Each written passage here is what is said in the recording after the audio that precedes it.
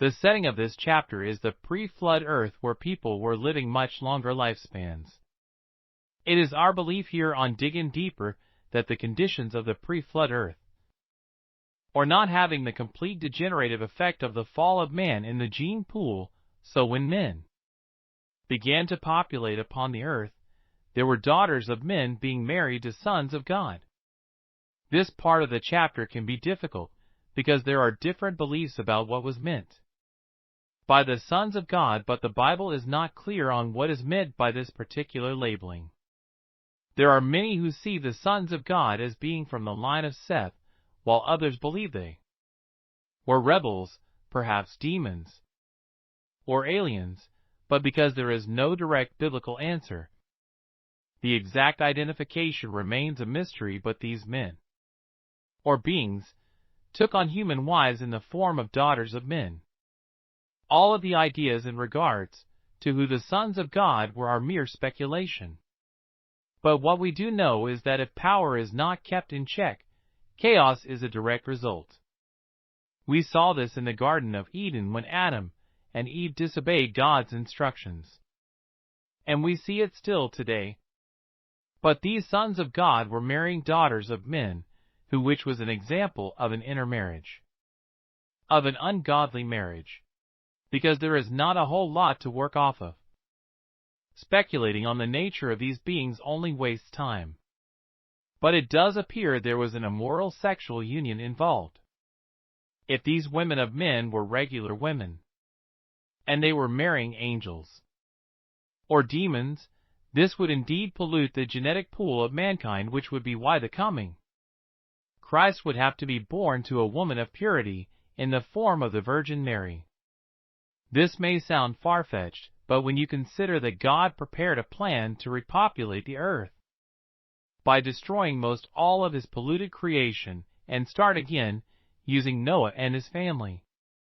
When we read that God's Spirit will not strive with man forever, we are reading that there will be an end to this rebellion at some point, as there will be a point of no return in rejecting God, because he will say enough is enough. When we are told that the days shall be 120 years, we are not being told that life is limited to just 120 years, but rather this was the timeline of the flood, or the time left before the flood would take place. Of course, there are other interpretations, but we at Diggin' Deeper believe that his days shall be 120 years refers to the time of left for the flood. In other words, the flood would occur 120 years after the announcement. The giants upon the earth is one more illustration that the sons of God were not regular human men, but another ungodly existence. And the mighty men of old, men of renown, are not mentioned, which illustrates that they were wiped out of the history books of men, but other great men, like Noah to come, exalted themselves, and their names have stood the test of time. The New International Version translates the Hebrew word gibber as heroes, but the King James Version, which we prefer here at Diggin' Deeper, translates this as mighty men, which is an important difference. When you think about a hero, this is typically someone good. But it is clear from the first few verses that the sons of God were not good, so the idea they were heroes is certainly misleading. This is even further supported by the next few verses, as we are told that every intent of the thoughts of the heart was evil, which means there was nothing that sin had not corrupted, as we will learn later in Matthew. Jesus informs us that the coming of the Son of Man will be like the days of Noah, which means Noah's times were indeed evil and corrupt. It is interesting to compare the times, as it appears regardless how much advancements are made in the form of technology and medicine and every other area, our circumstances and conditions do not. Up until this point, this grieved God's heart, and it still does today as well. But this does not mean that this was a surprise to God, as God knows all things. You may ask yourself why God would create a creation that would turn against him, or disobey, which is a good question.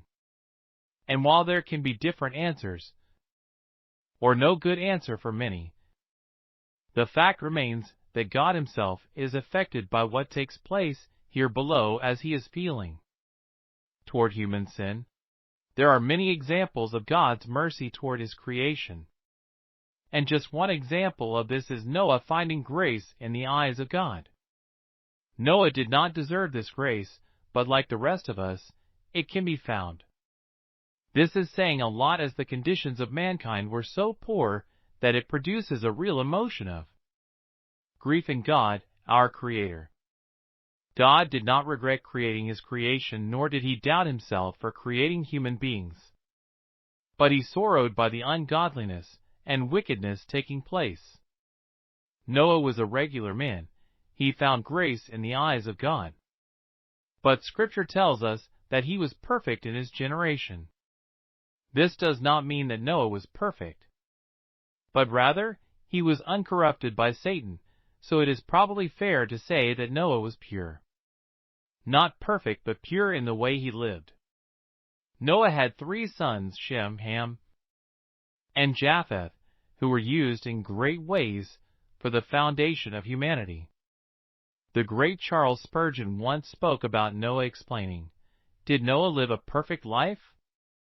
No," speaking popularly, and as the Scripture often speaks, we may say that Noah's character was a righteous one.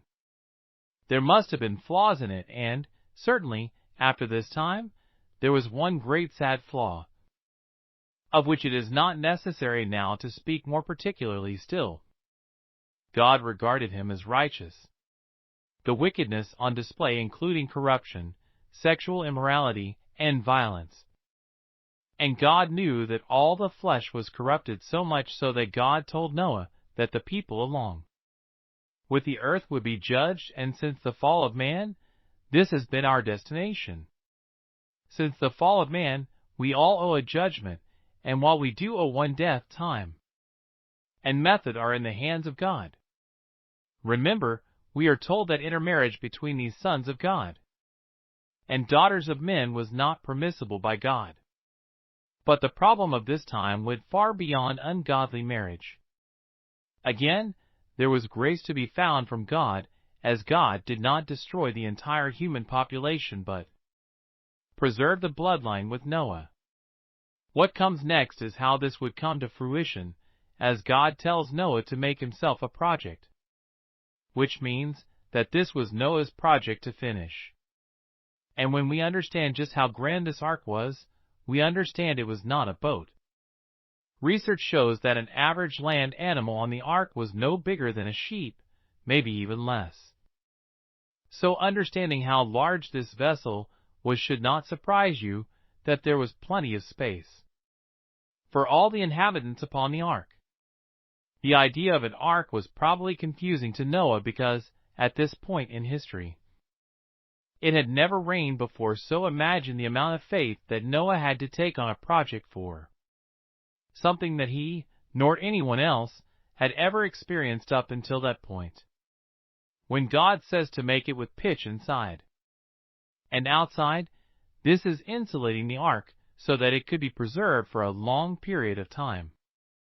For me, it sounds like God had meant for the structure to last longer than just the month or so it would be used, and when you research the ark and the historical documents of it, this is a fair conclusion to reach. Everything upon the earth shall die, or everything that was upon the earth that was not inside the ark shall die. And again, imagine the amount of faith it took for Noah to take on this project. 2 had never rained before, and God was letting Noah know that nothing would be the same ever again. It probably can be said that Noah was called to be an essential part of the judgment of this world. But despite the judgment that was to come upon the earth, God made a covenant with Noah as a way to make salvation possible for the earth. Inside the ark was Noah and his family, his wife, 3 sons, and their wives, and all the different animals, not to mention all the food that he could gather. considering all the circumstances surrounding this situation. This was a very task-oriented projected. And while we are not told all of the details, Noah did obey. It does not state that he complained. And maybe he did, but at the end of the day, he did as instructed, which is one more illustration that Noah was perfect in his generation, and is an example of how we are to live today. First, notice that in Noah's case faith was the first principle. The text begins, "By faith Noah." We shall have to speak about his fear. Being moved by fear, we shall also remember his obedience. For he prepared an ark to the saving of his house. But you must take distinct note that at the back of everything was his faith in God. Charles Haddon Spurgeon, June 1st, 1890. We have reached the end of our Bible study today for Genesis chapter 6. Genesis chapter 5 outlined for us a better picture of the early earth from Adam through Noah, from the beginning to God's redemption of the earth. Join us next time for our Bible study here on Diggin' Deeper, as we simply dig deeper into the Word of God. I am your host, Billy Ray Parrish, and until next time, thank you for joining us. Stay safe and God bless.